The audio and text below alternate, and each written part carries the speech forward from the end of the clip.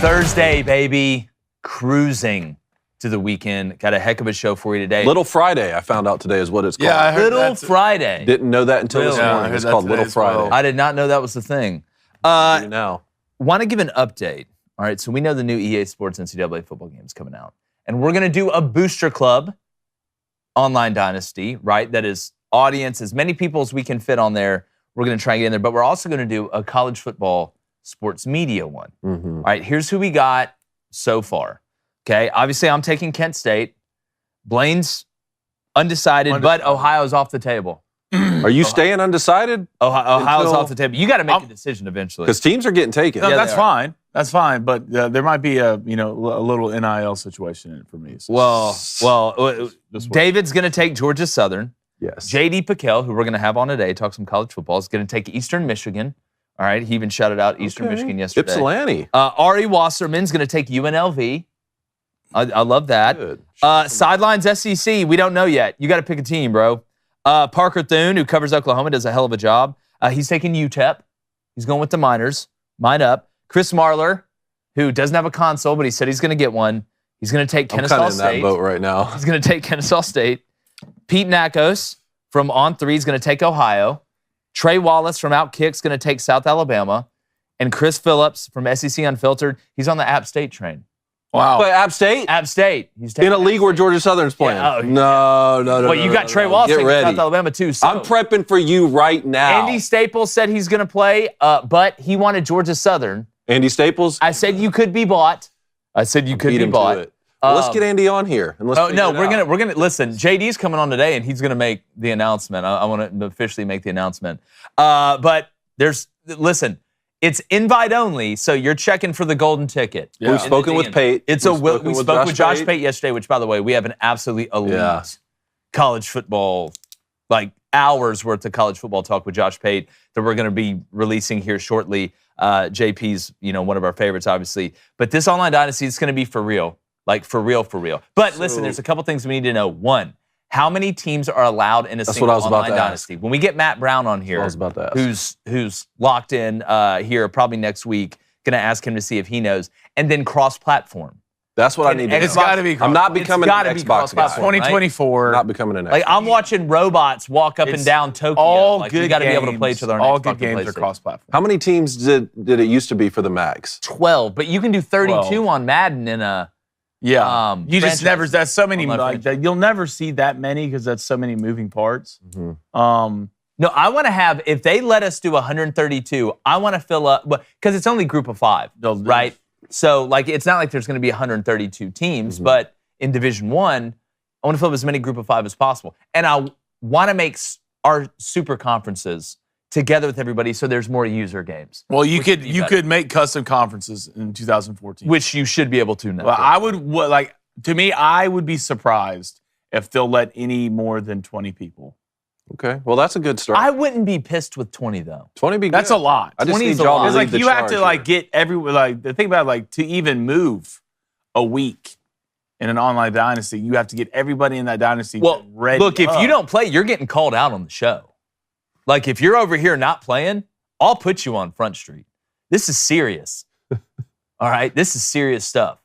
Well, I'm going to have to get with it. I need y'all to lead the charge, though. I haven't been affiliated with I don't think people understand just how in-depth. Well, we're doing background checks on Blaine right now to see if he could actually be the commissioner, but there's some stuff in his past where we're worried. Yeah. Will the sliders change? Conflicts of interest, let's say. Look, just go. We have a sponsor. They'll get on the internet. They'll fix whatever you need to fix. Delete me? They'll delete you as commissioner. Yeah. That's hilarious. Maybe. The Celtics demolished the Heat to advance in the NBA playoffs. We're going to discuss the top NFL quarterback battles of 2024, and our guy JD PicKell from On 3 joins us to talk everything college football, including could opt-outs in bowl games be fixed? I'm Jake Crane. It's the thirstiest of Thursdays, and let us quench yours with Crane & Company.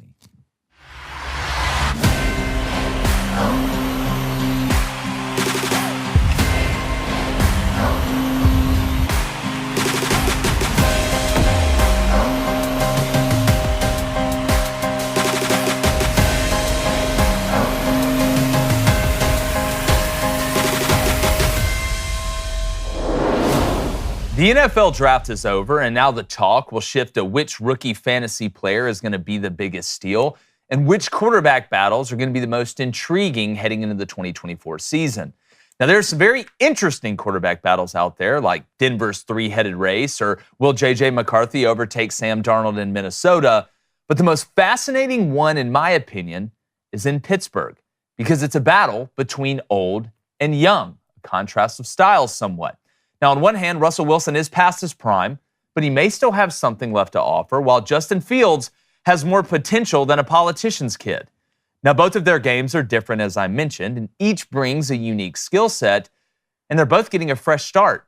Now, while Russell is probably the safer choice right now, if Justin Fields can prove that he can become a more complete passer, and his running element adds a dimension that even Interstellar fans can't comprehend. Now, the funniest part is the deciding factor may have nothing to do with either quarterback. It's probably going to end up being how good the protection is that the Steelers have up front on the offensive line. Now, Pittsburgh hopes to have remedied that by taking offensive linemen with 3 of their first 7 draft picks, and only 7 draft picks at that. But relying on rookies is a very dangerous proposition, regardless of position. Now, the wide receiver room also needs a boost. And if they can add a guy like, I don't know, maybe Cam Sutton from the Broncos to go along with George Pickens and Freiermuth at tight end, this team could possibly take another step and not just make the playoffs, but make a run. But where there is potential, there's always uncertainty. But I'm going to be watching this quarterback battle like a fat kid watches through a bakery window, and I can't wait for it. He's not a fat kid, but he's a tall guy. Former Michigan quarterback David Cohn, or as we call him, the Ent, which is the trees off Lord of the Rings. I've come a long way from David, Michigan. Well, we all know the backstory there, which, by the way, I saw a guy named Chalupa Batman on Twitter and just freaked me out the other day. My brother, former Western State Colorado wide receiver and possible fugitive from the law, Blaine Crane, is possible. Allegedly. David, Justin and Russell, I can't wait for this. I want to get what your most intriguing one is, but kind of how are you seeing that one? I can't wait for that one. Blaine, what'd you say? Justin Fields will be starting by week 3? I think so, yes. Something like that? Yeah, I do. But you called that weeks ago. I feel like, one, I think that if you do look at the Steelers draft, they did improve where they needed to improve the most, and that was up front. They do have good receivers, but I don't think they're elite up front. And I think Russell Wilson will be too normal. Yeah. Right? He's not good enough. He'll make the normal plays. But Justin Fields will bring that excitement, those big energy plays. Because, look, you're going to be running in that backfield, even this year if you're the Steelers. You got Najee. But you need a guy who's going to be able to extend plays, move the pocket. And that's not Russell anymore. Russell's past his prime. Yeah. It's over with. I think he's a backup who needs to give guys help. And they're not paying his salary. Denver's paying him, so you don't feel the need to start Russell Wilson. I'm with Blaine. It's like people that don't season their food. It's probably good, but it could be better. Like with Justin Fields, I feel like you can add some seasoning. And to Blaine's point, I don't think the Steelers, from a roster standpoint offensively, are explosive enough around the quarterback, right? And from a depth standpoint, to be able to just put some unsalted food out there. Like, I think you need a guy that can create, like Blaine is saying, for this offense to really strike the fear of God into defense. It's not saying they won't have success running the ball with Najee and Warren and those guys. And we know Freiermuth and Pickens are good players. Deontay Johnson's moved on, and I think they're still going to make some moves as far as acquiring wide receivers. But I feel like if Justin Fields, you don't have to go out there and be Drew Brees. You don't have to go out there and be Dan Marino. You've just got to become a more complete passer, not rely on the run as much, which it's amazing to me, David, if we're going to be honest, how Justin Fields has maintained his health with the amount that he's run the ball. Look, for all of Russell Wilson's weirdness over the past couple seasons and seemingly high maintenance attitude, I was a big fan of his for a long time. And he played the game, I thought, the right way. And he had mobility too. A high completion percentage, was always making plays. So look, to me, he's going to be the week 1 starter. But that one and the Raiders, to me, are the most interesting ones that don't involve rookie QBs, right? Because I think Aiden O'Connell, I'm still a big Aiden O'Connell fan, but the Raiders bring in Gardner Minshew. But those aside, now that the NFL draft is out of the way, the rookies are making this thing so interesting because teams are starting rookies on rookie deals more and more often. Look what CJ did last year. So they made the playoffs. They make the playoffs. So what is Minnesota going to do? You draft J.J. McCarthy at 10 to be your future. Doesn't need to run out there week 1. You can run Sam Darnold out there, but in what I see could be the toughest division in the NFL, if you're losing some games, you run J.J. McCarthy out there. Denver the same way. It's much more likely that Bo Nix, especially how much we're hearing Sean Payton really likes Bo Nix, that he could be a week 1 starter. But at the same time, you got Zach Wilson, you got some other guys you could run out there if you want to get Bo Nix more time. And then the one that has the chance to be the most intriguing is still in Atlanta to me. Really? I know everyone's talking about Kirk Cousins is going to go out there and he's going to be the starter. Just keep in mind a few things here, okay? Michael Penix Jr. is about to be the guy throwing in OTAs here coming up. Kirk Cousins not going to be back from that Achilles, okay? We're not going to get a chance to see Kirk Cousins post-Achilles injury until fall camp or maybe even until the preseason time. And that's the quarterback of the future, Michael Penix Jr. I'm just saying, if things aren't going well in that division by the bye week, they run Michael Penix Jr. out there. Well, you're in kind of a weird juxtaposition if you're the Falcons, because if Kirk Cousins doesn't, for some reason, and I don't think this is going to happen, I think Michael Penix is an insurance policy. Mm-hmm. That's what I think he is in case Kirk Cousins gets hurt.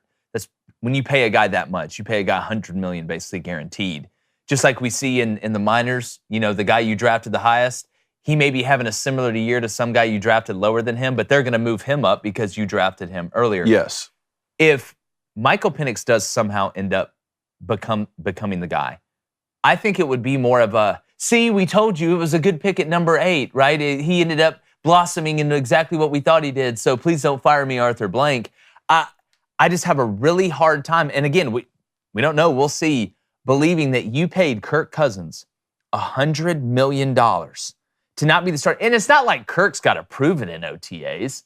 You know what I'm saying? Kirk Cousins has been in the league for a long period of time, but I don't know. That's what makes that pick so fascinating is that how's the battle going to play out early, or is it just going to be for show? It almost feels like a lose-lose to me.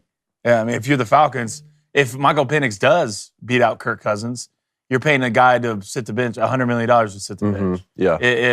If Kirk Cousins turns out to be, this is where his home is, he's playing his best football, then you're going to have Michael Penix sit at backup until he's 32 years old. Yeah. So, it's, as a win-win, it might seem sometimes to me it's a lose-lose. A team I'm interested in, you're not going to really hear much about it. I think the New York Giants is an honest conversation you can have. That's interesting. With Daniel Jones and Drew Lock.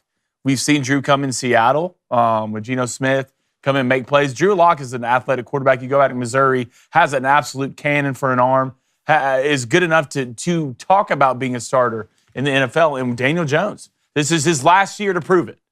His last year to prove it. And if it's going bad early, right, and something happens to Daniel Jones, a minor injury, and you see Drew Lock come in here and start slinging the pill, all right, I will not be surprised if we're having a conversation about Drew Lock or Daniel Jones being the starting quarterback for the Giants. What about Tommy Cutlets? No. It was a great story, Hansel and Gretel. Yeah. Right? It's a great story, but he's not good enough to be your starter in and out weeks for the NFL. He's just not. But I do think you can honestly put Drew Lock and look him in the eyes with Daniel Jones and have a conversation about who's better. I've got a weird feeling, and I don't know why. It's just like not deja vu, but it's an instinctual feeling that Carson Beck's going to get drafted by the Giants.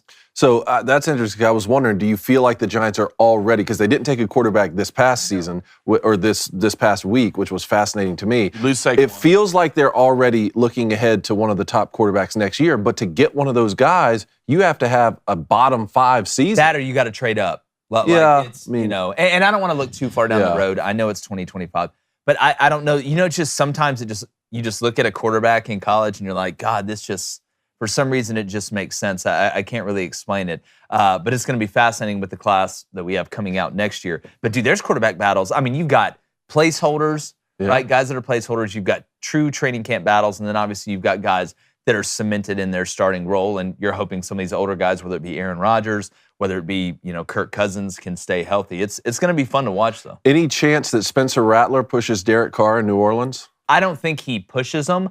I'm more looking to see who's going to be that number 2 guy. Can Spencer Rattler work his way to be the number 2 guy with the guys they have in the roster down there in New Orleans? Because we do know Derek Carr does have an injury history. Yeah. Right? So, how quick can Spencer Rattler move up the depth chart? They pay Derek Carr a lot of money too. So that's why I thought it was such a good pick for the Saints. It's really win-win. It was 5th round. Giants didn't take him in the 3rd or 4th. Raiders didn't take him in the 3rd or 4th. So that's why I find that pick so intriguing, really, and really smart, is because if Spencer Rattler can go up there and really be the second-round guy, and you've got a true backup quarterback down the road that you can trust, and you got him in the 5th round, I mean, that's a win. That's I wonder how much the Saints fans are going to push Spencer Rattler. Because if it starts going wrong early, I know Saints fans, they will let you know about it. And they will let you know about it. Yeah, they don't hold back. See, that's another thing I wanted to make a point about Kirk Cousins being in Atlanta now. When we talk about the NFC South, like that division not having like a clear-cut favorite, I think is going to benefit Derek Carr and Kirk Cousins. Because just like we saw last year, there were 3 teams that could win that division up to the last week, with the Panthers being, the worst of the bunch. So I think that the Saints could have kind of an up and down year, and the Falcons could have an up and down year, but still have a chance to win the division up to the very last week like they did this past year, which I think will bode well for saying, hey, yeah, Derek Carr and Kirk Cousins, they're not the quarterbacks of the future, but we got to win this division. I do think kind of the difference in that is right now, if you're the Falcons fans, like your defense is going to lose you games. Yeah. Like most of the time, it's your defense that are going to lose you games. And you go back to the Saints, most of the time, it was the offense finding a way to lose games. Yeah. So you're kind of in a different boat if you're Kirk Cousins and Derek Carr. I mean, you have a lot of pieces if you're Kirk Cousins, a lot of really talented pieces. You just can't stop anybody. And you just, on defense, you can't stop. Also, I guess Falcons first-year head coach, a little more leeway, right? To like, if he needed to start a rookie, like he's not going to get fired this next year. Dennis Allen on the other hand. It didn't help. Yeah, it didn't help. Dennis Allen is on the thin part of the frozen lake right now. Like you're just skating, hoping the ice doesn't break underneath you. But you are in a weak division. We want to know what you think. What's the most intriguing quarterback battle in the NFL heading into 2024? Make sure you hit that subscribe button, hit that like button. We appreciate you being here. The phone line's open 7:15 a.m. Central. That's 8:15 a.m. Eastern. Like I always say, those are the only 2 time zones I'm smart enough to remember. 1-855-236-3228. Before we get to the Booster Club, look, guys, we know tax season. Nobody likes tax season. Nobody does. All right? Except the people that work at the IRS. Yeah, them. I'm not huge fans of them. If you work for the IRS, I'm sorry. All right? There's teams that I don't like. All right? I got to be honest. But if you owe back taxes, or you still have unfiled returns, or it's gotten to the point where you're just trying to put it out of your mind so you don't have to deal with it because you stress out, we've got an answer for you. All right? We always say don't bring up problems and solutions, because we know how much that can weigh on you. Tax Network USA. They are the pros that you need in your corner. You do not need to face the IRS without them. I'm telling you, it's not a smart move to go in alone. It's like representing yourself in court. Don't do it. Contact Tax Network USA for the best strategic advice to help you reduce or even eliminate your tax debt. And if you call them today at this number, write this one down unless you're driving, 1-800-245-6000, or you can visit their website at tnusa.com/booster. That's tnusa.com/booster. They'll give you a private consultation on how you can settle your tax today for free. That's tnusa.com/booster. Don't make taxes so mentally taxing. Write that one down. That was a good one. All right, let's get to the Booster Club. All right, Chad, hit that like, hit that subscribe button. If you donate, it's on topic. It will get read. Unless you're Charles Doucette, you know the deal. We're going to start off with a $10 donation from Troy Manser. Appreciate it, Troy. Russell Wilson and Justin Fields is going to be Tua and Ryan Fitzpatrick combo all over again. Fields will be benched whenever it comes down to a 2-minute drive to win the game. I actually really like that comp. That's not one I had formulated in my head. Well, this goes back to can musical chairs at quarterback work? And we talk about this in college football all the time. You know the old saying, if you have 2 quarterbacks, you don't have one. You have some guys that come in and are kind of wildcat guys. I think you got to pick one and ride with it in the NFL. I don't think you can sit here and do this back and forth. You come in for this, you come in for that. I think you got to pick one guy and you got to ride with him. I know that a lot of Steelers fans, let's be honest, Pittsburgh fans, deep down, you want Justin Fields to win this job because that's your future, right? I feel like the potential of Justin Fields, and I know Russell Wilson's won a Super Bowl and really should have won another one if you'd have just turned around and handed the ball to Marshawn Lynch. But if you're looking going forward and to be able to win a Super Bowl, you got to be dynamic at quarterback now. Like the days of Trent Dilfer and even Joe Flacco, to be honest, winning Super Bowls, those days are kind of fading with the RPO and the way that the game's changing. If Justin Fields can figure it out,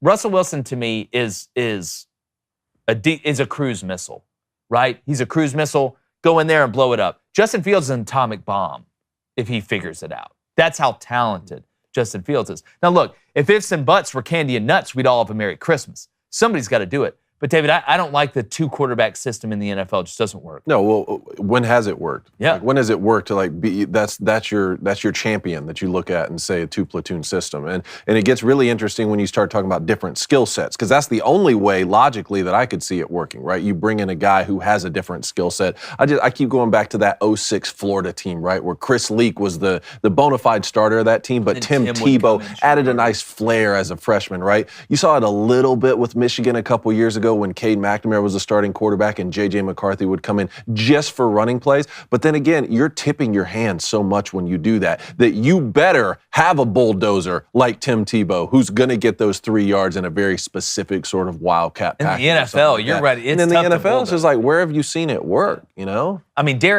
unless you got Derrick Henry at quarter, that's really one of the few guys. And I watched a clip of Mike Allstott through the ref cam yesterday. Mm-hmm. Like, there are very few guys can go treat the NFL. Cam Newton was one of them.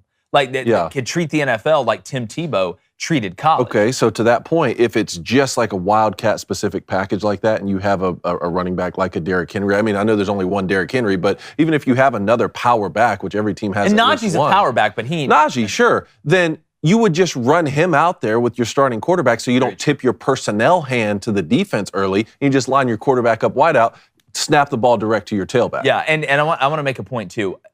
2-quarterback system is not starting quarterback gets hurt and then the backup quarterback, Nick Foles, comes in and wins the Super Bowl. That's not what we're saying. No, that's just normal football. That's just normal football. That's just the starter got hurt and now the backup is in there. You know, like when Patrick went out and Chad Henne led that game-winning drive, right? Like, yes, he did. That's not, hey, get in here. This is specific. It's different, and we say this about running back. Like, you can't just have guys that, all right, well, this guy's going to go in because he's a great pass protector. Mm-hmm. Well, the defense knows you're passing. This guy's going to go in because he's a short yardage guy, and we're just going to run power. Tendencies, especially when there's no school, right, when there's no recruiting, these guys, you think the tendencies are available in college? This is PhD. This is heart surgery of football. Like, they're going to know if your shoelaces are untied what you're running. So you can't personnel your way to success when you have that much of a glaring tendency when a certain person is in the game in a certain situation. All right, let's go to Tommy P. What's up, Tommy? He says, what's up, Bronco Nation? What's up, Bronco Nation? Is it just me, or do we see Bo Nix being the starter before the year is over? Well, to me, I think you got adopted kid versus kid that you created syndrome here. That's an interesting way to put it. So, like, and I'm not saying people treat adopted kids terribly, but don't you think, like, if there's a family of mom, dad, and 3 kids, and 2 of the kids were adopted, but one of them was their kid, he's probably going to get the best steak that they cook. He may get a little extra story before bedtime. He may get the benefit of the doubt. No. Larry was the one who stole it. Oh, yeah, Larry probably was the one who stole it. When we all know you stole it, Chad. Like, I just wonder, this is Sean Payton's guy. This is his decision. Not that the other guys, but I know they brought in guys. Zach Wilson was obviously his decision, but Zach Wilson was adopted. Mm-hmm. Bo Nix, you created him. And to our buddy Patrick Nix, who we got a lot of love for, Coach Nix, I know that you created him with obviously your wife, but I think you get that analogy. Starting to smell more and more like he'll be the week 1 starter to me. Does Jarrett Stidham have a chance? Yeah, I mean, you would think, right? I think Jarrett Stidham would be in the lead. I think all 3 guys have a chance. So is this just fall camp, we're having tryouts, Heath Ledger Joker style? Yeah, I think everybody has a chance, but that doesn't mean I want the other 2 to succeed. Yeah. It's just like if Sean Payton, think about it, Sean Payton trades for Zach Wilson and then drafts Bo Nix. Like, that was my guy. That's who I always wanted. And he's not ready in those first couple of weeks and you're starting Zach Wilson.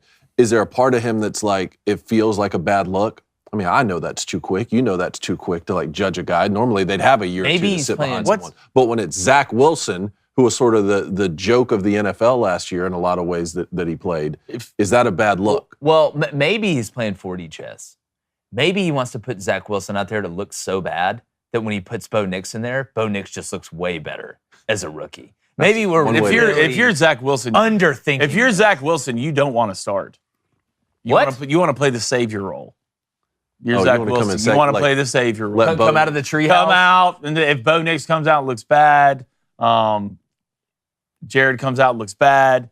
Zach, you just come in and just do a couple things. Good job. Good job, you Zach. Can stay in the NFL. No, I don't think Sean's asking you to go out there and just absolutely tear it up through the air. The way the Broncos offense is ran, it's going to be under center. It's going to be play action. They want to run the ball. So I think Bo's going to be the best because the way he moves the pocket, extends the pocket. Zach's good. He's not great. He's kind of awkward. And if Zach's adopted, all those moms. Well, Russell Wilson's good too. And when I'm looking at how short that leash was with Sean Payton for Russell Wilson. It's like when the guy's not his guy, he's off of him. I think a lot. Which I'm I like, man, though. that's why I'm like, he might run Bo Nix out there week 1. I think when it comes to Russell, I think Russell was doing too much pre-play. And Sean didn't like it. Like changing the play, like Willie Beeman. I think Sean wants a guy out there who he can control. Like old boy from Varsity Blues. Just call Run the post. He said, run it. Run the post. Great movie, by the way. All right, let's go to Scotty. What's up, Scotty? He says, let's talk about the most serious question in the NFL right now. And that is who is going to start for the Raiders? Well, it's a stash battle. This is one of the greatest stash battles of our time. Gardner Minshew versus Aiden O'Connell. Yep. What, the frat boy versus Farva? I like Gardner Minshew. I think it's a great story, right? It's coming out of Washington State. Loved him in college when he was with Coach Leach and all that stuff. But there's something about Aiden O'Connell that when I just watch, it adds up to me. I know there were ups and downs last year, but he's a young quarterback too. I think some people forget how young Aiden O'Connell is. Like Aiden O'Connell isn't some 5-year veteran in the NFL. I think this could be the closest quarterback battle, to be honest. Like you have the three-headed race you got there in Denver. Obviously, there's some other ones, but if we're talking about because if you look at skill sets, I mean, where it's like The Office. Like look at this 2 picture. What's the difference? It's the same picture. Like I don't think there's a big difference in between what Gardner Minshew brings and what Aiden O'Connell brings. This is going to turn it into a mental battle. This will be a mental battle. Not every quarterback battle is, but this will be more mental than physical because arms are about the same. Like Gardner's Aiden O'Connell can sling it. No, he can sling it, but I mean Gardner doesn't have a weak arm. I mean he's not out there pumping the gasoline, but it's not like Aiden has a Lamar's arm or anything like that. That one is fascinating. And then when you look what the Raiders have around them with Devontae, with some of these other pieces, that is an interesting one, Scotty. I'm with you. They must feel pretty good about it because I'll keep saying it. They didn't draft Spencer Rattler when they could have snagged him in the 4th round. They didn't draft Michael Pratt when they could have gotten him in the 5th round. Well, they didn't reach in the 1st round, which I thought was smart. It was smart. But they didn't, take Spencer in the 3rd or the 4th. So they must feel good about this here. That makes sense. So it's kind of like evens out, right? It kind of evens out. All right, one more. All right, let's go to Corey. Corey, what's up, brother? He says, as a Dolphins fan, do y'all stay with Tua? If it's up to me, I do. Yeah. I don't know who this year or long term or second contract, $50 million a year. I would let's go second contract. Can you stay healthy again? I can't do it. I can't do it, and I'm saying it as someone who was even if he biggest stays Tua healthy fan this whole year after last year. David, he learned jiu-jitsu in the offseason. Rumor has it he's been doing CrossFit and Krav Maga. I think I said that right. All this offseason. If he stays healthy again for one more year, though, do you kind of start?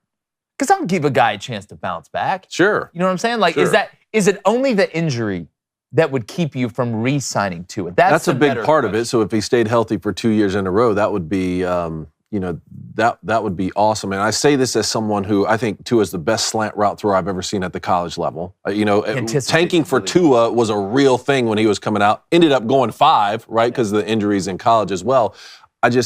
Every time we talk about this, I keep seeing these flashes of the AFC quarterbacks you're going to have to face in the postseason. Patrick Mahomes, Josh Allen, Joe Burrow, Lamar Jackson. Like, you're going to have to go toe-to-toe with those guys, not in the middle of the season, not in sunny Miami a lot of times, on the road, in the snow. Like, those are dogs. Yeah. Those are dogs you're going to have to go beat in the playoffs. Without a doubt, and we got to remember, we don't know what the market's going to bear by the time that happens. True. So you can only get what's It could get worse. It could get worse. Yeah. So it's tough. But $50 million a year, I just keep wondering, would you find yourself in the same situation that the Cowboys have found themselves in now, where you have to pay Dak Prescott, a guy who can't go toe-to-toe with those names that we just mentioned, but who can win you a lot of regular season games. But while you have to pay him $40 million plus a year, you can't afford to keep all those weapons that Miami now has on the outside. Are you going to find yourself in a Cowboys situation when what you're really trying to find yourself in is a Chiefs position. For sure. All right, let's move on. Talk a little playoffs here. All right, boys. The Boston Celtics last night just absolutely demolished the Miami Heat. The Heat shot 3-29 for 10% from three-point. Yeah, well, it's like they made all of their threes in game 2. They hit 23 of them and then didn't make one, it seems like, after that. And the Celtics are just better, especially without Jimmy Butler. I mean, let's not. Eric Spoelstra, to me, I think maybe the best coach in the NBA, honestly, from getting the most out of your players. When you look at what the Heat were putting out there in a series, this isn't the NCAA tournament, right? We saw in one game what can happen. You hit 23 threes. If this was single elimination, you move on, but it's not. It's a series. And typically in a series, the best team is going to win. And the Celtics, there may be a bigger gap since the Heat don't have Jimmy Butler between the Celtics and the Heat than any other series that we see in the NBA right now. I think we can legitimately make that argument. I think that may be the biggest gap when you're looking at Thunder and Pels. I know there's a gap there, but it's not nearly as wide. And Porzingis is out. Well, the gap with the Heat without Jimmy Butler. That's what I'm saying. Yeah. There's a reason the Celtics went 64-18 in the regular season. Yeah. They're a damn good basketball team. Now it comes to you're going to miss Kristaps Porzingis in the entire second round. Is that what it is? That's what it's looking like. They said maybe a couple games, right, but and they're going to play the straight. winner of Cavs Magic, and Cleveland leaves that series 3-2 right now. Yeah, and if you're the Celtics, Magic, please. Yeah.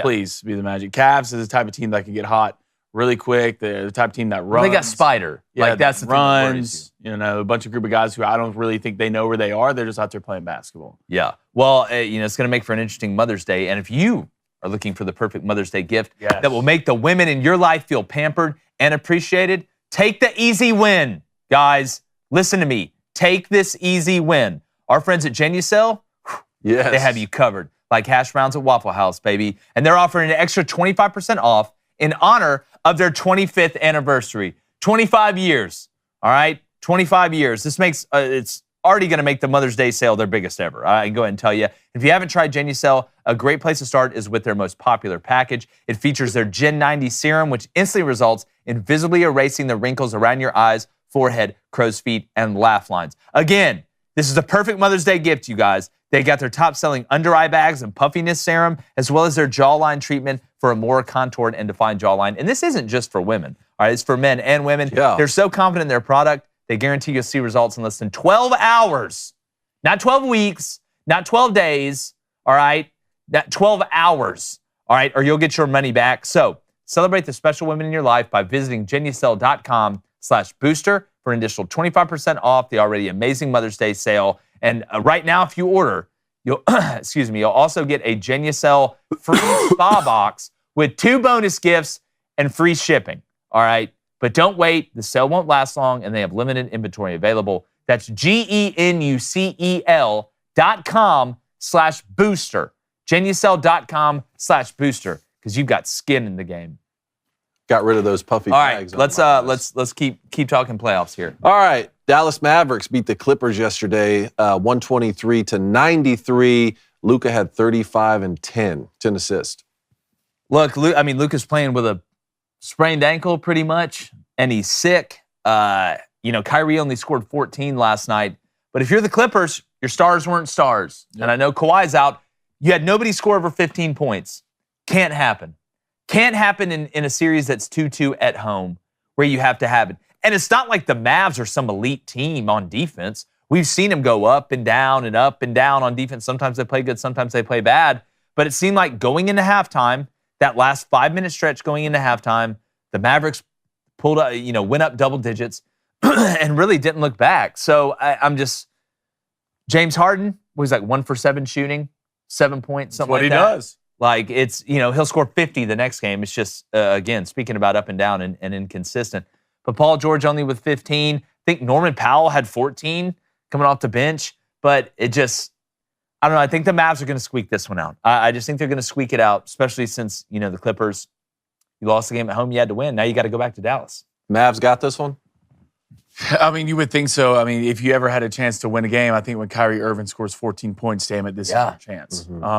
James Harden, we've talked about this with James Harden. One day, he's the king of everything, can't miss a shot. The next day, looks like he's never dribbled a basketball before. Russell Westbrook coming off the bench was an absolute disaster. Paul George. I think the Clippers fans are starting to realize how much Kawhi Leonard matters to your team. Oh, yeah. Not only from a scoring output standpoint, but just from a defensive being on the court, having to deal with a guy like Kawhi Leonard. Because right now, like, you have a bunch of guys past their prime. They're past Paul George, injury past his prime. James Harden, you know who James Harden is. He's the same guy. He's going to either be great or be mediocre. Russell Westbrook feels like he's past his time. And you're playing with a bunch of guys right now from the Mavs. PJ Washington, young, defense, talent, can score in the post. I mean, Kyrie, ball handler, they know who he is. Luka, young. Like, I just think right now you're seeing there's an era leaving the NBA. It is, and people aren't realizing it. I mean, LeBron, Draymond Green, Kevin Durant, probably Steph Curry, Klay Thompson, Russell Westbrook, Paul George. There's a new wave coming in the NBA. And the old wave, like, look, you just got to smile and push them down the river. So what you're saying is people get old. Yeah. People get older. It sucks. Spot on. But it does. Spot on. Hey, that's the pendulum of democracy. I mean, you're on fire this week. NHL, Oilers knock out the Kings to advance, and then Stars fighting back against the Golden Knights. Up 3-2 now in that series. You know, you can crow when you're right, but you got to eat crow when you're wrong. I thought the Stars, after they dropped the first two at home, I thought this was going to be a sweep, and I don't think that's a crazy thing, Voltar. But again, I mean, kudos to him. If you're a Dallas fan, last night was a hell of a night. Yeah. You had a hell of a night last night. Stars won, the Mavs won. I'm sure Will Kane was celebrating in his man cave last night. But again, hockey, I'm wondering, and this is something I've noticed, and I know that it makes a difference, but I'm really starting to think home ice advantage or just home court advantage or the home field advantage, however you want to say it, home rink advantage of hockey really doesn't matter that much. I don't think they're all intense. Well, all like you're literally skating on swords, like at each other full speed. Like and yeah, it messes with communication, but the puck goes back and forth so much and it changes hands. It's not like you can be like, "Hey, we're on defense, everybody get loud." Yeah. Or, "Hey, we're on offense, everybody be quiet." They get louder when you're you got a breakaway. So I'm really thinking playing at home, maybe in the NHL is the least impactful home advantage of all the major sports. Well, you might be right on that. I mean, basketball switches, but it not nearly what it does in hockey. You can mess with free throws. And there's two things that piss me off above a lot of other things. Please put a circle around the puck when it's on TV. Can we have a puck tracker? And why we don't have shot tracer for every shot in golf that's on TV blows my mind. I want shot tracer. I want puck tracker, whatever they call that. Can we please do it?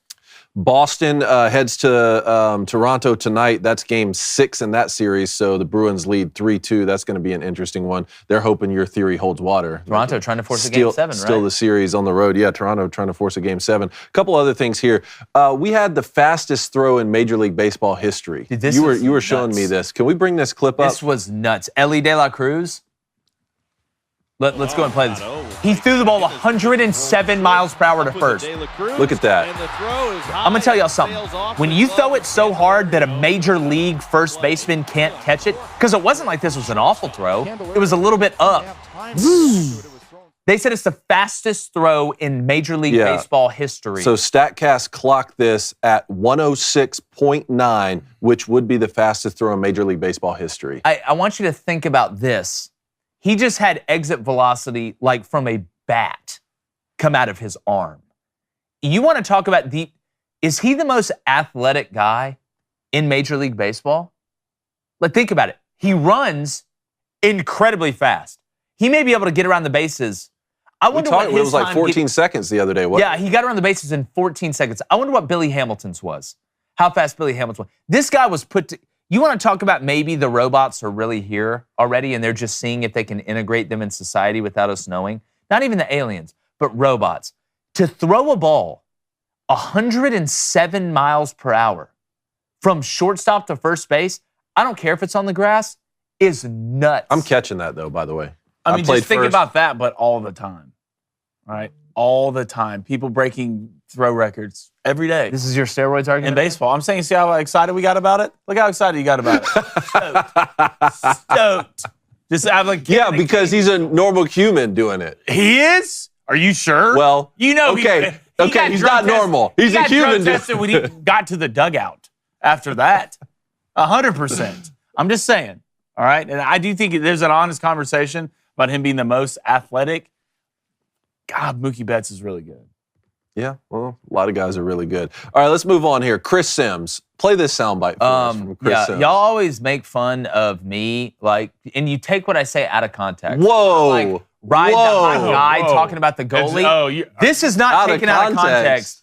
This is just, I don't know, I'm a little skeptical hippo after this one. Chris Sims talking about Brock Bowers from Georgia. I'm just going to let y'all listen. Go ahead. First thing I was all over. The body I love, okay? Yep. I mean, it's rare to see a white guy tight end with that kind of legs and ass. I just will say that right off the bat. Let's look at it. You said he's not Gronk. I'm going to head out. First, how, it reacted so normally. Yeah. Okay, well, you said he's not Gronk. Let's talk about Gronk's ass. Well, yeah. God, Gronk. That's worse. That's worse than yours. Yeah, well, because that's not out of context. I get what you're trying to do. It doesn't make yours better. All right? Yours is still absolutely hilarious. But yours seemed less intentional. Because it was unintentional to sound like that. What was I think the worst thing about it, what was the first thing he said? Can you run it back real quick? Can we run it back one more time? I think he said, I love his body. I love white guys. They're so hot. I think he said, I love white guys' asses. First thing I was all over. The body I love. Okay?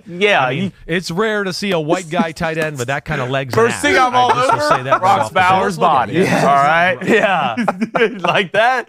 I'm more, the reaction from old boys was worries me. Well, if I'm Brock Bowers, why am I talking to my attorney getting like a protection order against Chris? Yeah, I feel dirty now. If I'm Brock Bowers, I got to go shower. Yeah, I do feel dirty. But if you're a man, this is a great segue before we get JD PicKell in here, talking about men's health.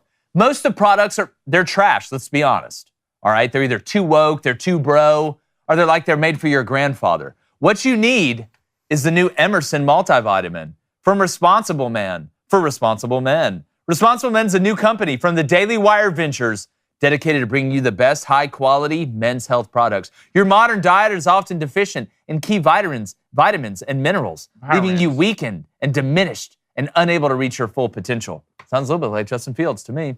That's why we created the Emerson Multivitamin. The Emerson Multivitamin is a physician-formulated, robust supplement made up of 33 key premium ingredients that help fill nutrient gaps to support your immune system, maintain energy production, and sharpen brain cognition. Basically, it makes you the best version of yourself, and it supports your health and the heart of your muscles. And that starts with Emerson Multivitamin, a simply daily discipline to make the most of yourself and live up to your responsibilities, be able to exceed expectations. And as part of this exclusive Daily Wire launch, you can save 30% by visiting responsibleman.com. Emerson Multivitamin is currently in stock and ships immediately. There's a limited number available, so take advantage of that 30% off. That's responsibleman.com to take responsibility today. Get your vitamins, son. Love it. All right. Let's get JD PicKell on here. He's the guy who takes his vitamins. Here he is. God, my man's got a neck like Xerxes. JD, what's up, dude? What's up, boys? Responsiblemen.com. I like that. That's a clutch. That's a clutch site name to get right there. I'm surprised that was available. Yeah, it is, man. That's what we do here. For responsible men. But no, JD. Look, first off, love what you guys are doing over there at On3. And before we get into the college football talk, all right, get your questions in the chat. Phone lines are open too. Online Dynasty, you have committed. Rumor has it the paperwork is in. JD PicKell, I would like you to make the announcement on what team you are selecting for the Crane & Company College Football Sports Media Online Dynasty of Friendship, Truth, and Determination. First, that league name is phenomenal. Thank you, There's been a lot sir. of conferences. That's the best one. Thank you, sir. I want to thank everyone who's supported me throughout this process, from my parents to my wife to my friends. It's been a long road. There was a point in time where it looked like my commitment was going to be going somewhere else within the Maction. I'm excited to announce I'll be signing my letter of intent. The paperwork is in to Ypsilanti, Michigan. Wow. Eastern. EMU, it's official. Got North Korea close. Big win for Ipsy right there. Hey, proud of you, kid. Proud of you. Already been vetted. No, JD's. Don't sneak over into Ann Arbor now. You know, we got to get Pete don't do that. We got to get Sneaky Pete on here because, you know, he's going to be joining you in the MAC, I think. That's where I think there was a Fong bomb that got dropped for a place there in the MAC. But JD, let's get to some stuff that's not as important as that, but it's a little bit important. If you look, there's some reports coming out that if there is a CBA, right, with the players, that you could see within that CBA them having to play in the bowl game to honor that quote-unquote contract, which would eliminate opt-outs, right? And now if you're injured, that's a different thing, because they did a survey and it averaged out to, I believe, 8 players per team opted out of a bowl game last year. What are your thoughts on a CBA overall? Because just like anything in life, there's some pros, there's some cons. Where do you kind of fall when it comes to a collective bargaining agreement for the players of college football? And, do you think it's a good thing, bad thing, or kind of in between? I like the idea of it. Just the thought around getting that many players to sign on to play in a bowl game when it seems like there's already been, as that stat just mentioned, like a pretty fair percentage of guys that are like, hey, actually, I'm cool. I want to sit this one out. I'll take the bowl gear. I'll watch from the sideline, but I'm going to be a first-round pick. Like, I'm not going to sign anything that's in any way going to jeopardize that. So I think our head's in the right spot. I don't know that that's going to be the proper execution to get that done. I think more structure is always good as long as the right people are in charge and calling the right shots with the best interest of the guys in the game. But I don't know how doable this is. It kind of feels like to me, boys, the genie's out of the bottle on the whole bowl game situation. And I hate it. It hurts my heart. I love bowl mania. I'm locked in every single Christmas. But even with that being said, I think we're kind of too far down that road. Well, and what stops somebody from saying, oh, my ankle? What are you going to do? Right. Prove them wrong? Like, you always have the out of, oh, my elbow, or I'm sick, there's an illness, something like that. And then you see coaches like Kirby Smart talking to Kamari Lassiter, saying, hey, listen, you need to go to the NFL draft, right? You're probably going to be a top 2 round pick. The choice to play in the bowl game is yours. I'll understand it either way. So I'm with you, JD. I think since we don't have any rules, the thought of just having some rules kind of makes you feel good, like it's getting fixed. But Cone, I mean, if those rules are, if you can't enforce them, what's the point of having the rules? Yeah, it just seems like, look, you're going to have guys, if there's a collective bargaining agreement, they're going to sign on to get paid throughout the season. And then if they're projected to be a first-round pick, or maybe not even, maybe even just, hey, I'm going to get drafted this year, they're going to figure out a way to get out of that bowl game if they don't want to play. It does seem that way. JD, every week it seems like we talk about Deion Sanders. A lot of that's his doing because he's a PR genius. He's also very polarizing. This week getting into wars with ex-players from the transfer portal and all that kind of stuff. How do you see this situation playing out with Colorado? Is this going to be a net positive for the team? And is Colorado going to have a better season this upcoming year than they did last year? I do think they'll have a better season than last year. And that's not saying a ton because last year you win 4 ball games. You're abysmal on defense. The line of scrimmage is just bad on both sides of the ball. So like the bar is set pretty low. Got a first-round quarterback clearly. So I think they'll be better on the field. Now, are they going to be as good as they are talking like they're going to be? I don't know if that's attainable in year 2. And my big thing too is like, I have no problem with cutting players. Like I have no problem. I think a lot of people just saw that quote graphic from The Athletic and are like, oh, Deion's a jerk. If you actually read through that article, like it has a lot of quotes from a lot of other players that are like, yeah, Deion was pretty straight with me. He told me he's going to cut players. I understand it. They got to win. I hit the portal. Yeah. Positivity doesn't sell, JD. You know that. That's what I'm saying. And so the whole thing, I think, got just kind of taken out of context and they ran with it. But my thing is like, if I'm a head coach in college football and saying I got time, maybe you shouldn't have time. Yeah, that's what I said to you. Yeah. He didn't have time. Ryan they don't have time.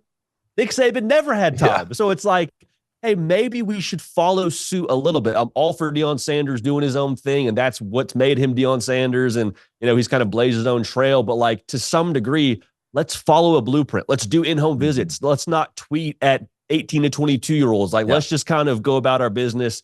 And then when we make a bowl game, when we win more than 8 games, then we can start to talk our cash a little bit more and kind of get ourselves out of the spotlight. Not a fan of Deion tweeting at kids. Yeah, well, it's he's kind of taken the opposite route of under promise and over deliver. Yeah, like he's like going at it like the other way. And some people kind of conflated what I opened the show with yesterday, talking about Deion Sanders. Again, JD, I'm with you, and it's amazing talking about cutting players. It's amazing. People forget that. You ever heard the term processed?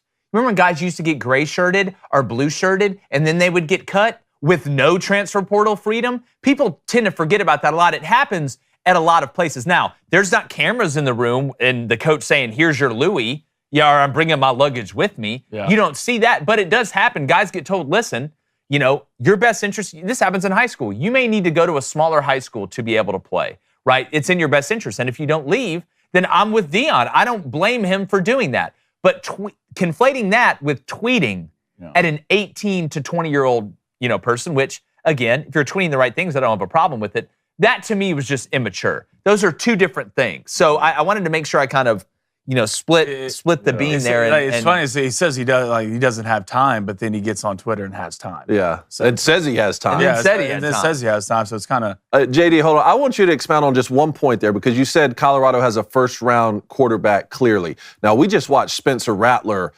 play really good football on a not-so-good team in South Carolina and then fall all the way to the 5th round in the NFL draft. A lot of teams saying, hey, we didn't like his attitude back in high school when he was coming out. So when you say Shedeur Sanders is a first-round quarterback, clearly, is that just like a no-brainer a year from now? Or if we see more behavior like this, is he going to slip in the NFL draft if they go 5-7 this year? Yeah, I think from an ability standpoint, and I'm not a scout or an NFL draft guy, but based on those numbers in Vegas, everyone is projecting him to be in that first round. So I'm kind of trusting that. But no, I think what you said is on the money. Like if Spencer Rattler is getting dinged for something he did in high school, we got Shedeur Sanders tweeting at guys and talking about how former teammates must have been mid. He doesn't remember them. It's like, if I'm an NFL scout, that doesn't fire me up to make you the face of our franchise. And I had a story I told in our show yesterday. When I was a sophomore in college, I went to my brother's high school basketball game. Brother got fouled hard. I made a scene. I got tossed. Now, I was going to defend my brother. Like, I was trying to, be on the front line. But if Shannon Terry was in the room when I got tossed from the basketball game, he's probably not hiring me.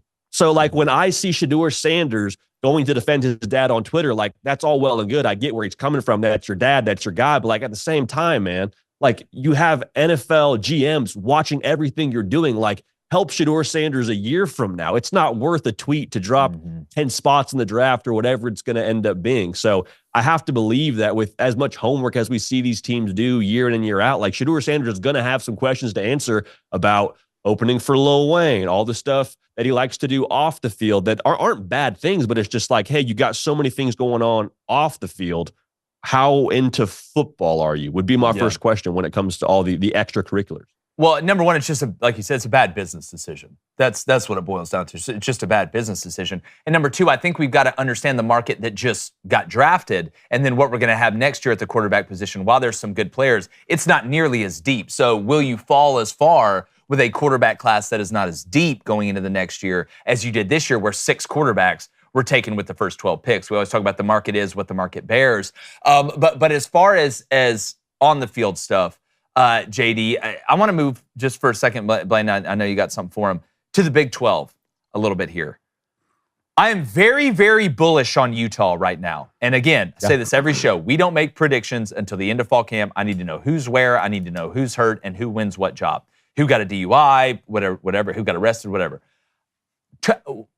Outside of this vacuum that's going to be created by Texas and Oklahoma leaving, who are a couple teams, and I'm sure Utah is probably one of them with the Dark Knight coming back at quarterback, that you're looking at the Big 12? Is it Kansas State? Is it, Texas Tech with Joey McGuire as a team that I think is fascinating? Or maybe it's a Houston or a Cincinnati or a UCF or one of these new teams. Kind of, who do you see filling that vacuum a little bit this year? Yeah, I think those first two you mentioned have a lot of my attention. Like Kansas State, especially with Dylan Edwards. If Avery Johnson pops how I think a lot of people in college football expect him to pop, that could be a total game changer for the Little Apple. Texas Tech, they don't have a lot of returning production, but y'all know this, the way that they have gone about the eval process and the way they have developed internally, they've got a lot of guys that I think most folks in college football don't know about just yet that they feel really excited about in Lubbock. I would go to war for Joey McGuire, having same here, man. Been around him for a short period of time. I think that matters. Big 12 feels wide open. So those two teams I'm watching closely. Little dark horse action here. Oklahoma State is just fine to kind of fly under the radar every single year. And then Mike Gundy and company are pretty much a cockroach team every year. Like, it doesn't matter who's on their team. It doesn't matter who's coming back. It doesn't matter who's on the staff. As long as Mike Gundy is there, they are hard to kill. They will not die. So Oklahoma State, I think, is going to be right in the mix as well. Yeah, I will say I'd probably play my best running back at the beginning of the year. I wouldn't wait 3 games. But that's, again, there's stuff goes on internally that we You sound like you coached at some point in your life. Yeah, maybe for a couple. All right, JD, I want to talk about a team and a guy. Every year, this is the year. Let's talk about Nebraska. Here we go. All right, Dylan Raiola threw up a couple good passes in the spring game, and now he is the almighty, the all-apparent. Now my question to you, JD, will Dylan Raiola save Nebraska? Will he save Nebraska from 5-7? Yes. Are they going to win the Big Ten? Like, probably not. The tough thing I have a hard time getting my mind around is how Nebraska has continued to be snake bitten. Like, it's been 1 score loss stat after 1 score loss stat, regardless of who the head coach is. I look back at last year, 5 1-score losses. In 4 of those 1-score losses, the quarterback alone accounted for 2 or more turnovers. So the way that I'm looking at this thing, you bring back 79% of your production on defense that allowed 18 points a game, and the DC who ran the whole operation, who's going to be a head coach this time next year, and Tony White. If Dylan Raiola just is like serviceable at quarterback, if he goes 15 touchdowns, 5 interceptions, and doesn't give the ball to the other team twice a game, Nebraska's going to be a 6+ win football team. So does that save Nebraska? I think you'd have a lot of folks feel some relief to make a bowl game. And then beyond that, who knows? But I think he does change the ceiling. Like, there's no way around it that he is the most talented arm they've had in that building for the better part of the last, 4 years, 5 years, y'all. So I think that matters, how he translates and how long it takes him to get acclimated to college football. I don't think we should expect him to just go out there and be what he was in that spring game every single Saturday. But even with that being said, the ceiling is different, and I think just being serviceable, being efficient, and asking to be Superman, as Jake says, he doesn't have to be Batman, it's got to be Robin. They should be in good shape. And the schedule, I think, lines up for them. Yeah, true. You know, if you're a new quarterback, like we always say, fan bases of new quarterbacks, and I'm not talking about young quarterbacks, but new quarterbacks, you got to become a surfer, man. You got to be able to ride the wave, the ups and the downs. But I mean, there's just the dude's got some moxie. I like the way. Yeah. I don't want to sound like Chris Sims, but I like the way he moves. Yeah, I don't think they'll mind. Week 2, Colorado, Nebraska. 2 fan bases that are probably not competing for their conference championships, probably not making the college football playoff. How much juice is that game gonna have in Lincoln, y'all? That's gonna be fun. I'm gonna tell you something, JD. And look, that first week, and I've said it multiple times, North Dakota State, the training room isn't thin after you play North Dakota State, right? If you're Colorado, week 1. This isn't, offense, I guess, meant, but like Bethune-Cookman, right? Or Bishop Sycamore. Hey, what the that you're that you're playing week 1. And the funniest thing about Lincoln, JD, I'll never forget this.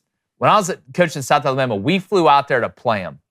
And we had gone to, Tennessee and all these hostile environments on the road. So I'm like, Nebraska, they're nuts about football. Like, this is going to be, probably shake the bus.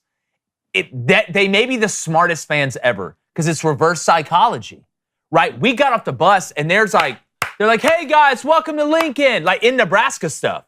Like, hey, y'all play good. And I'm looking around like on the bus ride, I'm like, telling my guys, I'm like, MF these people. Like, they want to see your downfall. They hate you, this, that, and the other. We get off the bus and they're like, hi. They're like, when Steve calls there's like the interview, there's some fat kid on the corner. Yeah, it's just like on the interview. And then we go, I'm trying to tell my guys, I'm like, don't fall for it. Don't fall for it. Then we go out and play the first half, right? Didn't play well in the first half. Running back in the locker room, and you got to go through in between the gates, and their fans are like, good half, guys. Really? Like, good. I'm like, these are the smartest. This is the smartest mind trick ever. I didn't get that experience in Columbus, Ohio. No, see, that's what I'm saying, but that's what you expect. Like, I go down to LSU, I expect a 9-year-old to be flipping me off. Right? I expect a guy to invite me to his tailgate to eat some duck sausage, and then I get there, he tells me, duck down and get it. I expect that. But in Nebraska, rough, they're like, hey, we're praying for you. And I was like, God, how do I get mad at you? That's why I want to root for them. That's why I want to root for Nebraska. Did the duck sausage thing really happen, or? We don't talk about it. All right.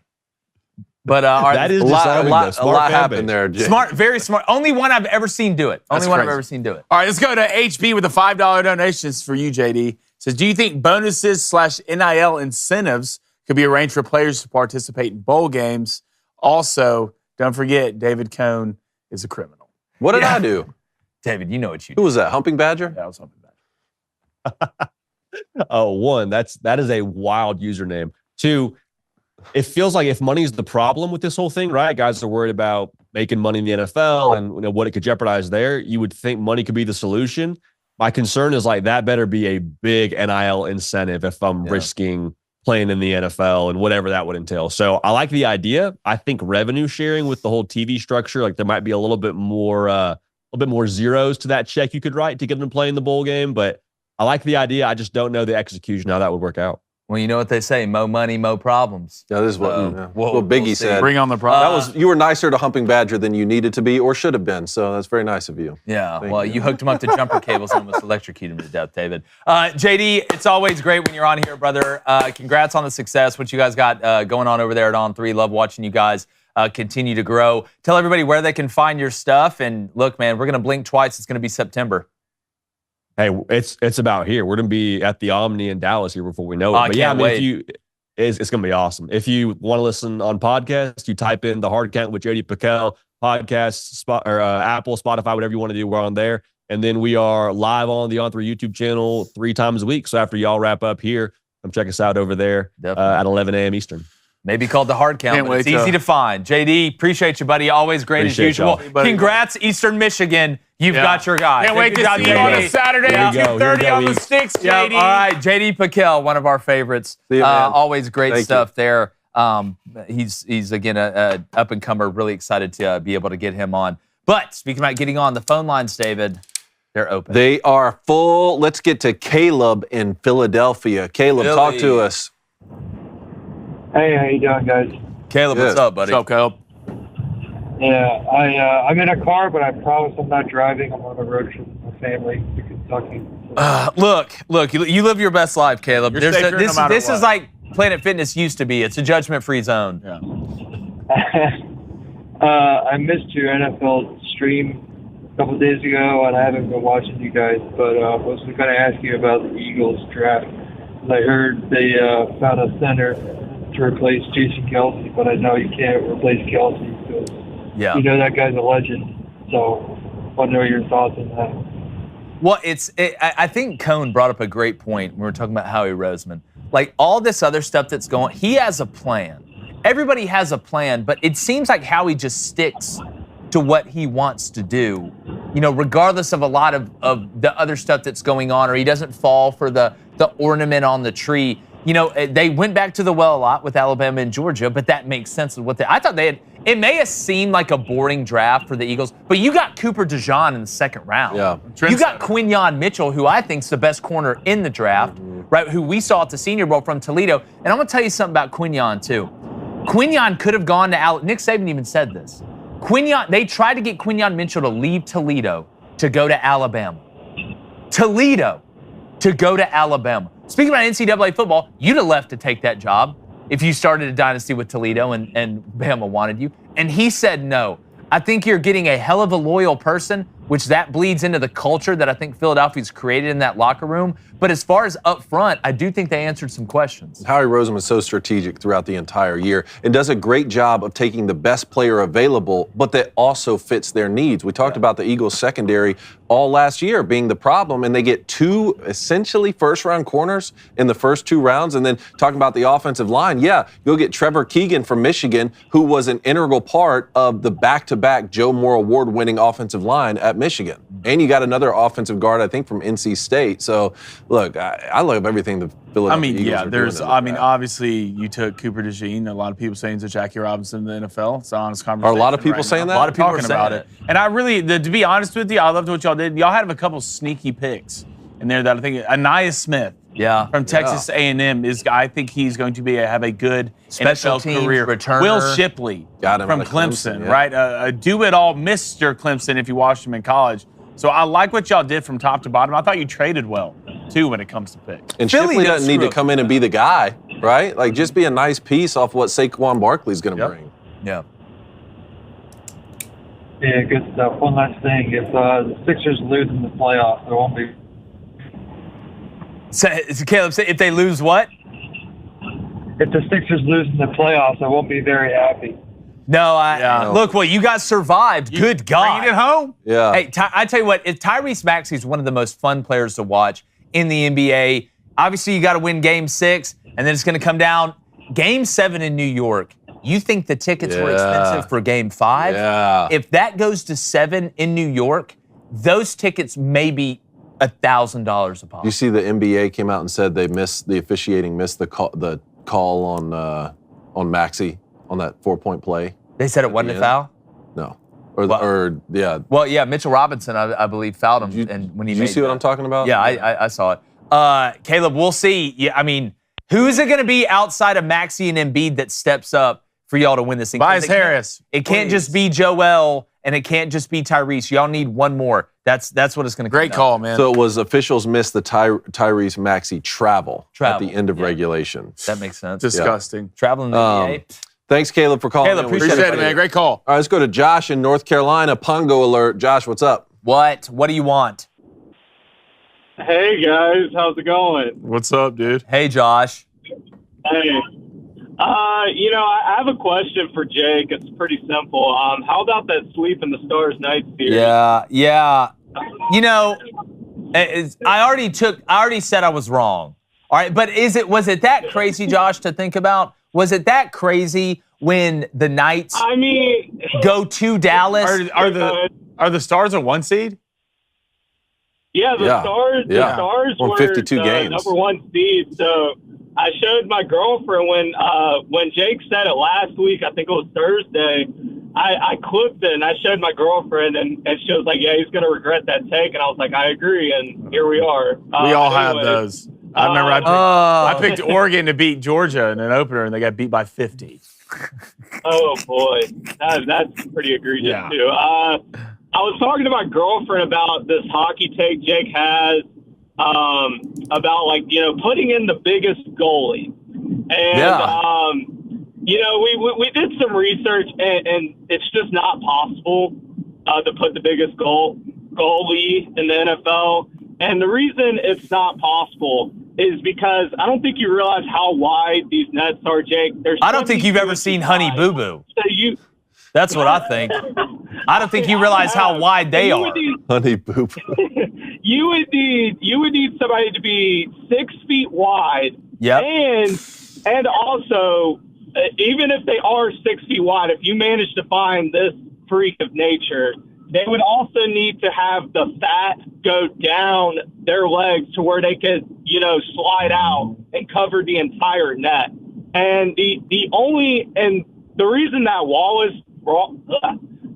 that commercial with the walrus is so funny is because it just wouldn't happen because nobody's built like a freaking walrus, unless I'm just wrong. But so Josh, look, somebody out there, all right, is one of these people that's just bedridden, right? You know, the people the only way they can go to the doctor is if they bring like a Kubota out there to be able to lift them up through the house, right? It's almost like cutting somebody out of a car.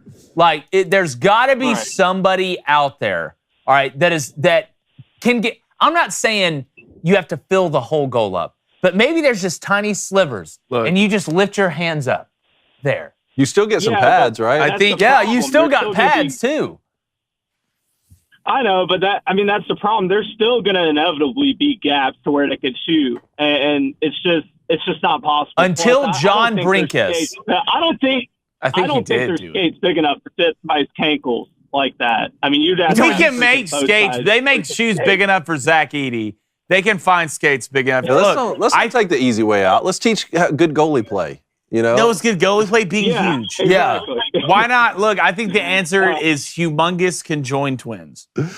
Oh my goodness. Morbidly obese Siamese twins. Every hockey fan just left the show. You nailed it. Every hockey fan. Fill the gaps with the extra head. You nailed it. Right? So, I mean, there's you only got to look one way. There's avenues. Oh, look, you're here and here. Yeah, we got it covered. Look, as long as they don't come You're here. a genius. Thank you, Josh. Thank you for this, Josh. Yeah, Josh. I also wanted to say that I think y'all were talking about going to a playoff game in hockey, and that was the first ever professional hockey game I went to, professional sporting event I went to that was in the playoffs. It was the Hurricanes Islanders. I just want to say, if you have a chance, you should go because that is the loudest. It was just as loud as the Tennessee Georgia game I went to this past year. and that was with only 20,000 people. Yeah, well, I believe it because you're in a dome. Like the noise stays in yeah, there. That's why I believe you, Josh. That's why I believe you. I wonder what the decibel level comparison is. I'd like to see the decibel level comparison. They would show it, and it was constantly hitting 110 to like almost 130, like in that range. That was the range. Appreciate it, Josh. Josh, great call. Whatever, Josh. Yeah, see. I'm glad that we can make conversations for you to have with your significant other. Yeah. You're welcome. All right, let's go to Dwayne. Let's go to Dwayne in Tennessee. Dwayne, how's it going? Hey, Dwayne. Talk to us, Dwayne. Skyhook. Hey, Dwayne. There he is. Okay. Sorry, Blaine screamed at you. Guys? Yeah, I'm good. Loud. Yeah, I just got some fantasy questions I was going to ask you about. Sydney Sweeney. Oh, sorry, you're talking about football. Please go ahead, Dwayne.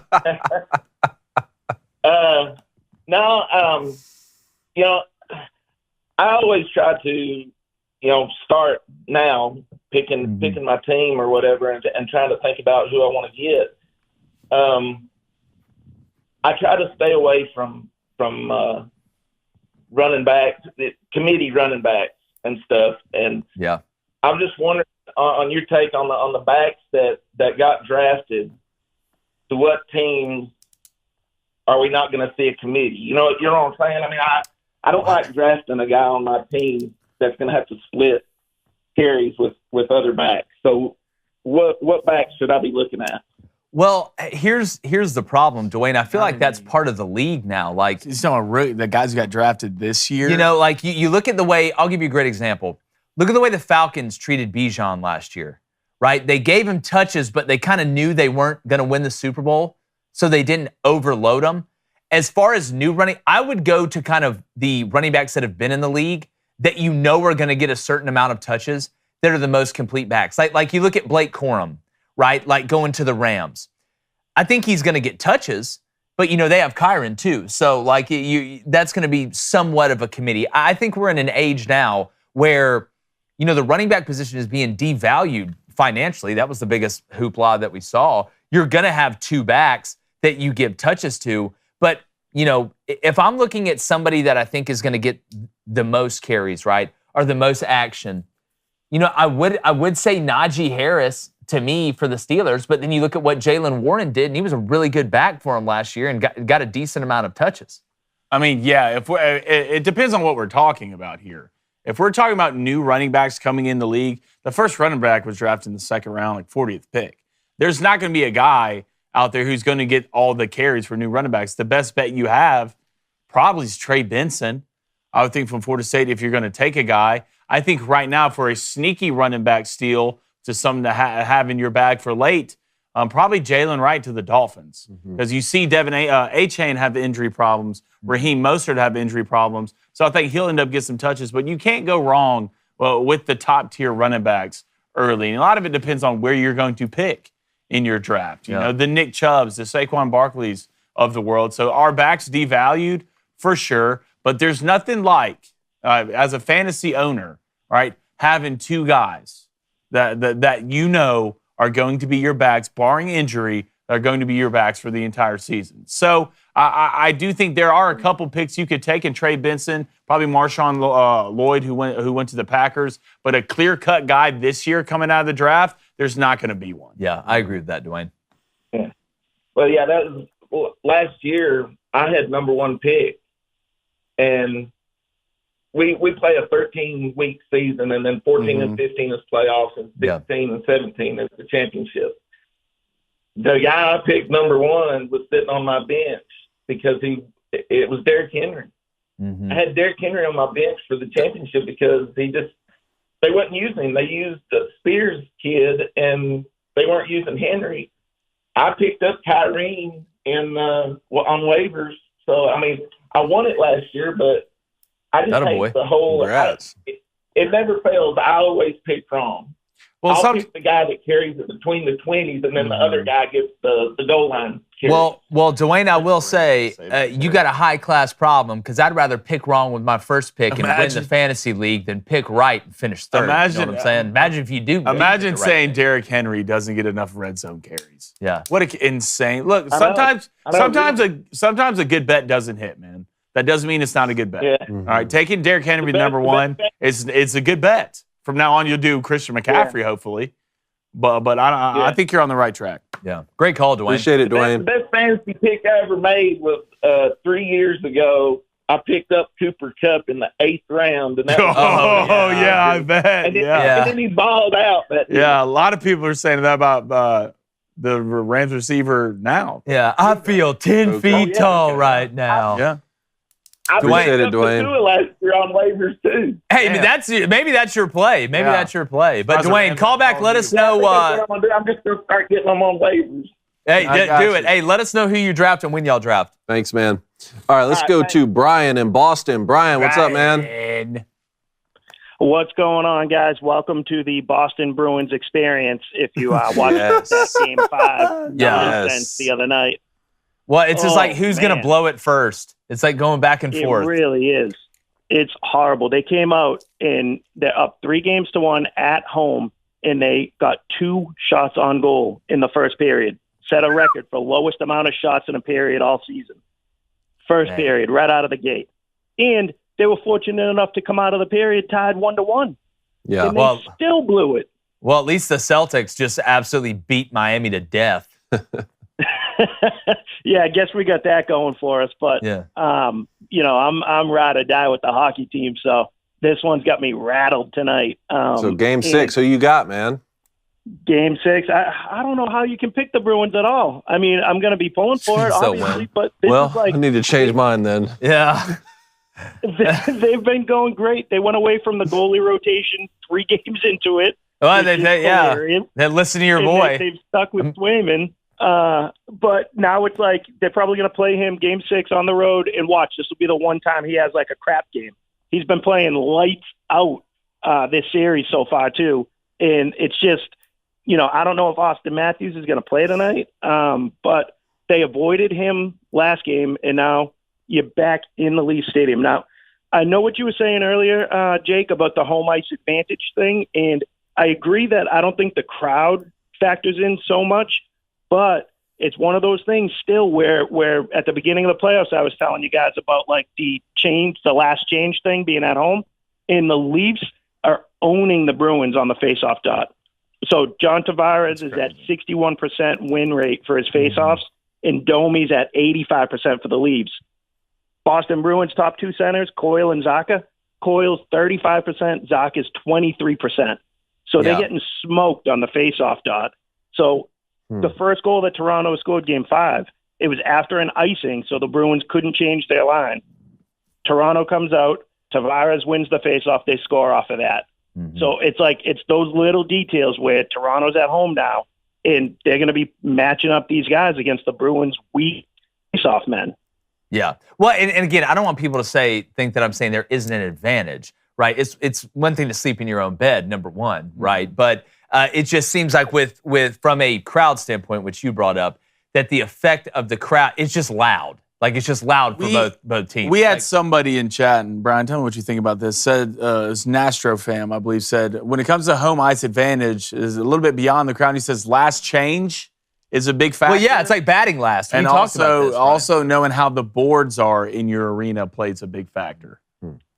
That's a good one. You're right. So that's the last change is the thing I'm talking about there with, like, being able to, so, like, the Bruins have to put their guys out first tonight, so then Toronto can be like, okay, Coyle's going out there. We're going to put out Tavares to take the face-off against him because he's been owning him. And then, the boards, there's definitely little intricacies to every stadium. So, like, you'll see in, the hockey people always say, like, puck luck or, take a bounce here or there, and that could factor in. Yeah. One of the things that I'm definitely looking for tonight is the Bruins coach. Again, like, I'm not a big fan. I was a big Bruce Cassidy guy, and they canned him 2 years ago. He went to Vegas and won the Cup with them in year 1 last year. I loved Bruce Cassidy. So the guy they have now, Montgomery, I think he tinkers with the lineup a little too much, and he took out David Cohn's boy, Michigan alum John Beecher, who's a rookie for the Bruins, number 19. He's been the only guy on the team over 50% at the faceoff dot. He got healthy scratched game 5, and I want to see if he's back in the lineup tonight because he needs to be. He's the only guy who's a positive, winning faceoffs, and each faceoff in these playoff games get more and more important. For sure. And especially when you get like a game like the other night where it's 1-1 late in the third, goes into overtime. Each time you take one of those draws, it magnifies the importance of it. Yeah. Well, it'll be a good one, man. Brian, great stuff, buddy. Always love talking hockey. Appreciate it, buddy. Good All luck right, let's tonight. go to Timothy in Green Bay. Timothy, talk to us. How you guys doing? What's up, Tim? Good. Tim? I got 2 things. First up, I have to do my version of get off my lawn, Go ahead. and it's the stinking NFL rules committee. I already complained about it before to you guys, but now I saw David, you posted it too. Now they want to have players put on that dumb thing on their helmet. The Guardian Yeah, cap? the Guardian cap, yeah. The dumbest thing. I'm sorry. This used to be a gladiator sport. Now might as well watch soccer. It is more manly now. Amen. I mean, it's number one, I don't think it helps. I don't care what anybody says, because That's the thing with me. Like, if you can give me data showing that it helps players' safety and concussions, I'm fine with it. But, I mean, if there's no data, you're basically just making it up. So I just don't understand it. I wouldn't be surprised if concussions go up because players think they can put the helmet down again to the cushion. Yeah, that's the thing. Like, isn't the data, doesn't that indicate it'd be better to take the helmets off completely? Because then guys wouldn't lead with their head. When I mean, it's like, look at rugby.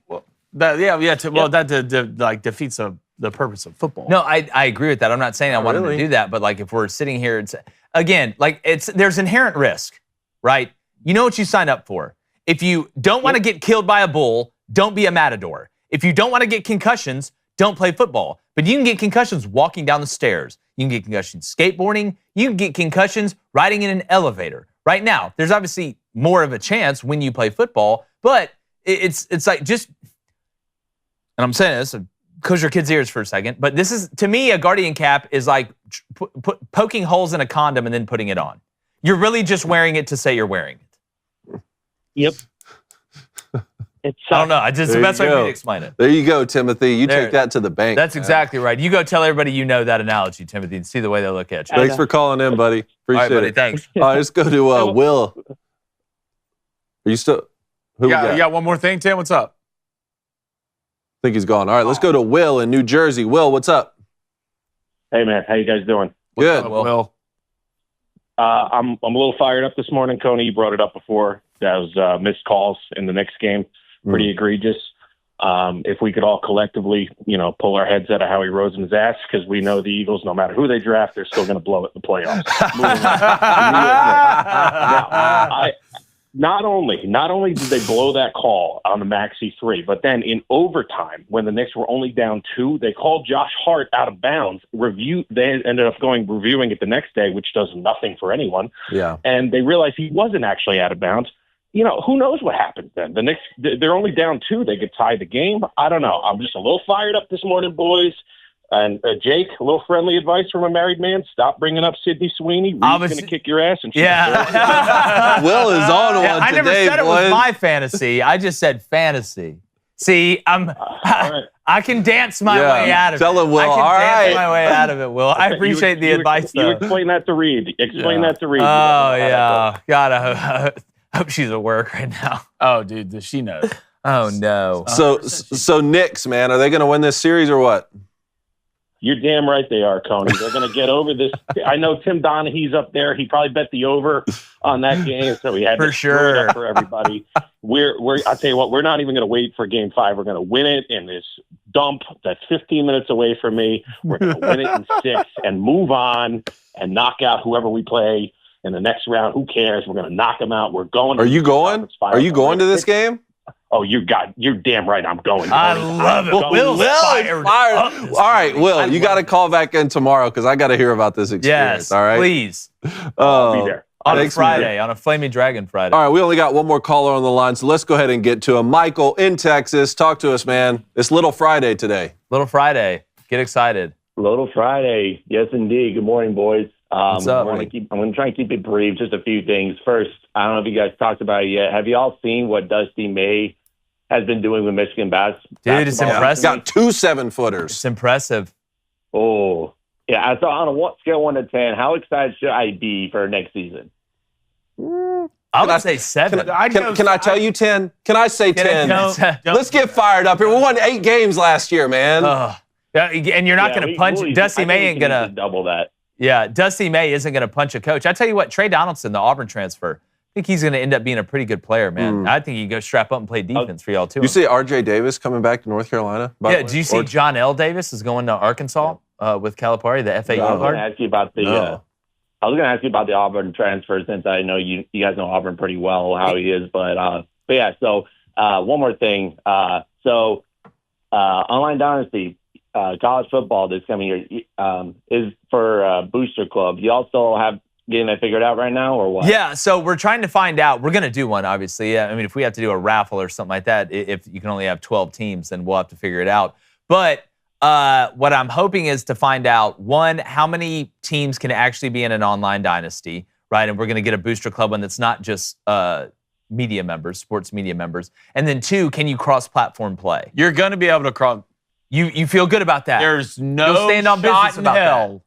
There's no shot in hell. The real question is, when it comes to cross-platform, you're going to be able to play Xbox, PlayStation. 100%. There's no way it's not.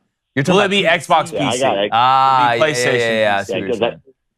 Yeah, because I got Xbox, so I'm hoping. But you'll know. We'll give out all the details on that, Michael. Don't worry, my friend.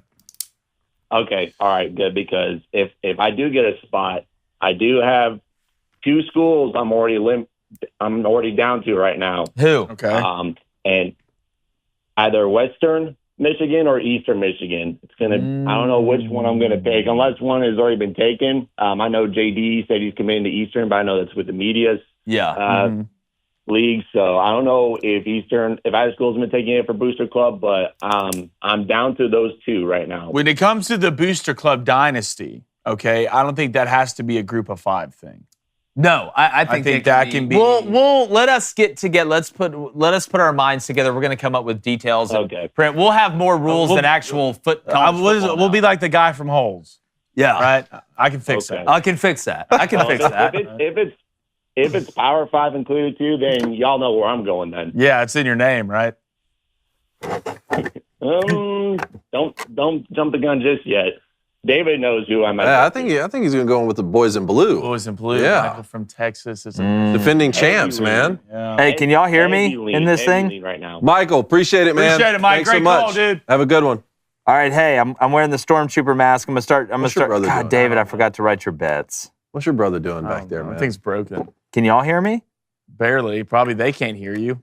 God almighty. We can hear you. Stormtroopers are the bad guys, by the way. Well, they're not. They're not. They can't shoot. Is this like a Captain Hook's the good guy? They're just awful shots. You know. All right, 1-1 last night. Look, we're waiting in the water till football season.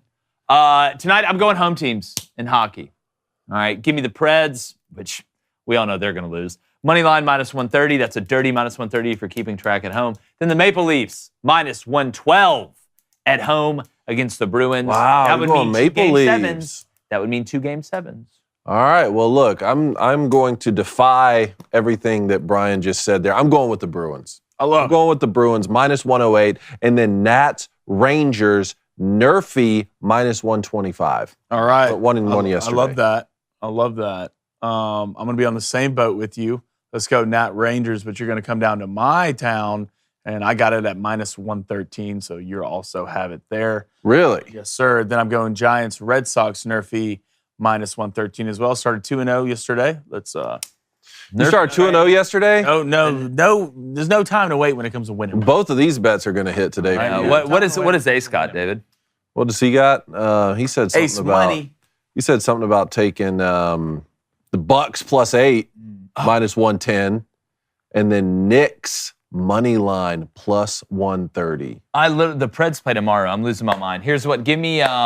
They do that with hockey bets, man. It's just Dude, it looks weird, like it's today. like it literally looked like it was today. I thought you were just getting pumped up for the Preds. Give me. I'm obviously going to stick with the Leafs. Let's all ride the Nats Rangers nerfy. Squad ride? Squad ride. All right, Nats. All right, I'll do it. Nats Rangers nerfy -113. All right, let's get to some donations. We're going to do a $2 donation from Steve Miller. I love your band, dude.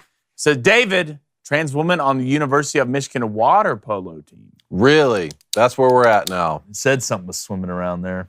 Golly. I was really good friends with the water polo girls too back in the day, but now it's a whole different situation, I guess. Yeah, they thought it looks calm on the surface of the water, but below. They thought it was a shark. They just end up he was doing backstroke.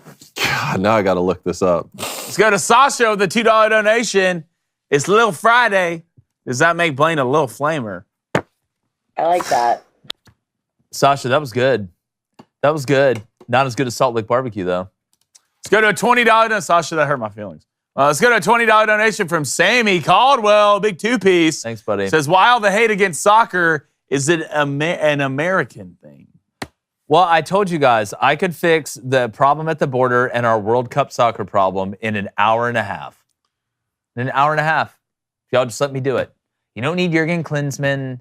We don't need any of these other guys that you bring in here. Let me do it.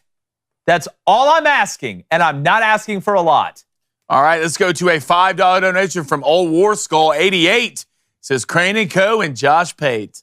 The crossover we all needed. Hadn't hit a crossover this good since Allen Iverson. Pate thinks he can bench more than me. I think he can. Every time I see him, like he just slowly gets bigger and bigger. He's gonna bust one day. Man, it's like he's like true. David, is there truth to that statement? I didn't want to believe it. Alicia Pans, Alicia Pants, 31-year-old dude, 31. On the 31-year-old dude is set to compete in the women's water polo tournament for the second straight year. A graduate student at the University of Michigan Women's Club water polo team will participate in the 2024 Women's National Collegiate Club Championship at Texas A&M in College Station. Pans was on the 2023 Wolverines National Championship team that defeated UC Santa Barbara 8-6 in the final. Wait, first of all, 8 goals? What are we doing here? No wonder Harbaugh ran his ass out of there after a natty. Ann Arbor, man, I'll tell you what. It's bad. Let's go to a $5 donation to Ryan Gay. Joke of the day. Why do Braves fans always have a bumper sticker on their car? Because they're, I don't know, always ass. I don't know. I'll tell you why. That's why. Yeah. That's why. That's why we have one. So they can park in the handicap spot. $5 donation from Justin Alferrer. Appreciate it, Justin. Still confused about the Penix pick, but the best read of that pick is that a ton of starters got hurt last year, so we actually need a quality backup. I see what you're trying to do. Yeah, look, if you're having to do this mental gymnastics, what did Ronald Reagan say? If you're explaining, then you are losing. That's what it sounds like to me. The guy who made that pick immediately turned into that girl who gets up on the podium for Joe Biden. No, like the only way he can save it now is, you know what? I'm not even going to say that. I'll wait till it blows up and then I'll say it. $2 donation from Major Moose Knuckle. Says, much like Jake, I like to ride the hot guy too. It's not as bad as what Chris Sims said. That is facts. So, $2 donation from Q-Smo Jimbo.